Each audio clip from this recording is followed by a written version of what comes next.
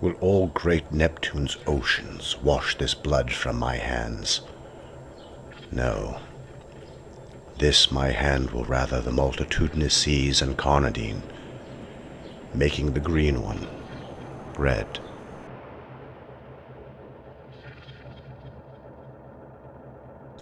March 1942. Hitler issues Führer Directive No. 40, and Fritz Todt, the designer of the Autobahn and Germany's famous Siegfried Line defense fortification, begins construction on the Atlantic Wall, a 1,300-mile defense system, armed bunkers, and underwater barricades. From Norway to Spain, Nazi guns protect Germany's European possessions. In the final week of May 1944, Germany's top general, Erwin Rommel, would be patiently waiting at the Pas de Calais, the European continent side of the Dover Strait. Rommel was confident his number one nemesis, one George S. Patton, lieutenant general, now demoted, would be leading the siege on Fortress Europe, striking here the hardest. Rommel was confident because his spies had provided all the information possible that the 1st United States Army Group, the United Kingdom's 4th Army, the British 2nd Airborne Division, Iceland's 55th Infantry Group had been amassed just a short trip across the Channel at Dover to begin their attack on Fortress Europa. By June 4th, Operation Bodyguard comes to an end. Operation Bodyguard was a collection of smaller operations: Cockade, Copperhead, Ironside, Fortitude, Graham, Zeppelin, and Quicksilver. And what these smaller operations would do, under the aegis of Operation Bodyguard, would be to protect the information surrounding Operation Neptune, the land invasion of Europe. Most people call this land invasion D-Day, the Normandy invasions. So while Erwin Rommel waited patiently at the Pas de Calais, as Patton and his military might had sat waiting for their move to strike, what he didn't know was that 300 miles to the south, in a 50-mile stretch at Normandy, Lord Montgomery would actually be leading the true invasion of Europe. See, what had captured all of Rommel and his fellow German commanders' attention was a ghost regiment. There was no 1st United States Army Group, or 4th Army for the UK, nor was there a British 2nd Airborne Division, and Iceland did not have a 55th Infantry Group. It was a ruse. It was part of Operation Bodyguard, convincing the Germans that the Allies would land at one point, the most strategically sound point, the shortest distance between the United Kingdom and the European mainland, and where they would actually strike, in Normandy. They would strike at 5 particular beach zones, codenamed Omaha, Utah, Gold, Juno, and Sword. In the early hours of 6 June 1944, of 156,000 Allied troops, 34,000 of them Americans, had gathered at Portsmouth and Weymouth, and they would sail across the Channel in choppy, stormy seas, and they would assault these beaches.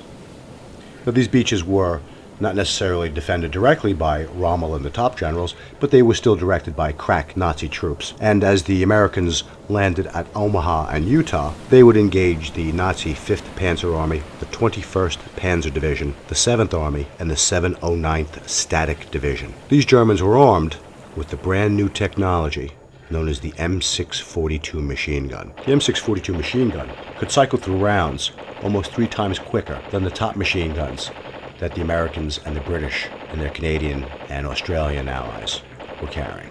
What that meant was, if you were in one of the approaching landing craft destined for one of these beaches, your craft could be hit with as many as 151 bullets in a minute from a single gun. There were over 1,500 of these guns prepared to defend the Atlantic Wall. And these guns did take their toll on the Americans.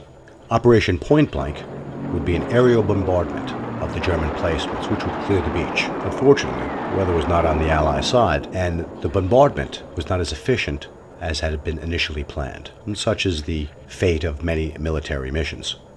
That which is planned and that which occurs are often 2 different things. Allied naval expeditionary forces would risk their ships getting as close to shore as possible, even threatening to scuttle their ships if need be, to remove some of the gunnery placements that would protect the troops at Omaha and Utah. And after a 12-hour battle, this war of attrition, where the Allies would throw more soldiers at German forces than the German forces could kill, was successful, and beachheads were established at Omaha, Utah, gold, Juno, and sword. It would be 12 more days before the 50 miles of beachhead would be linked and secured from Nazi attempts to repel the Allied invasion force.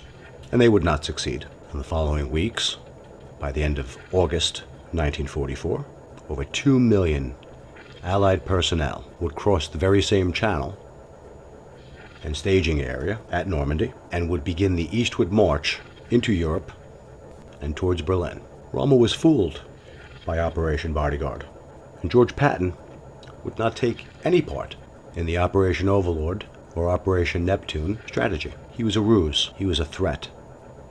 He was something that was dangled in front of the enemy, an enemy so confident in their enemy's abilities, they got fooled by that overconfidence.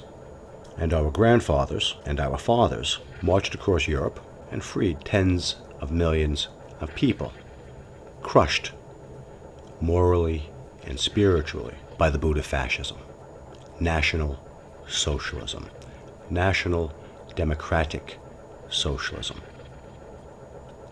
There are many interesting parallels in the National Socialists of yesterday and the National Socialists of today, but where you don't find a parallel is in the grandsons and great-grandsons of these very men who liberated Europe, and even those who conquered Europe, are feckless little crybabies who sashay around the malls and city streets in flip-flops and pajama bottoms, complaining and whining about how hard they have things in this information age where almost everything is available with the click of a mouse or the press of a keypad. Our fathers and grandfathers who stormed the beaches at Normandy, which stormed the beaches at Anzio, which stormed the beaches at Iwo Jima, they didn't have that inkling to be so weak. So one has to ask if the link from grandfather to grandson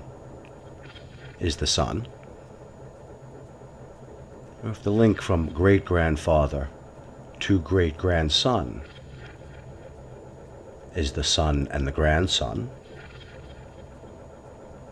Can we not see where something has gone wrong with the spirit of the American man? One could argue very easily, yes, we have. So on this weekend, this 72nd anniversary of the Normandy invasion, remember the men, your fathers and your grandfathers, the struggles that they endured, that they may overcome that which they knew was wrong.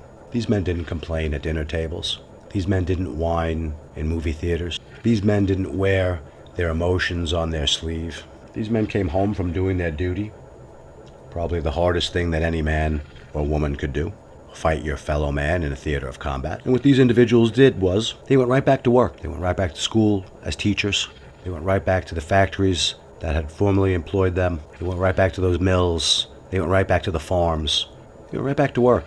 And not a whine or a cry or a moment of social justice outrage was heard from the greatest generation. Remember this D-Day, this anniversary of Operation Neptune, Operation Overlord.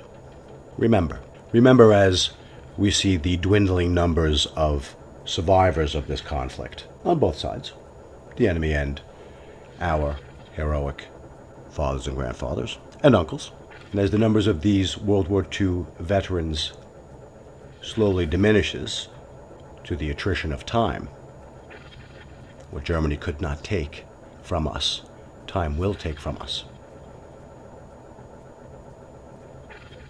Do what you can to honor these men. Do what you can to honor the memory of their legacy. They confronted democratic National Socialism for what it was.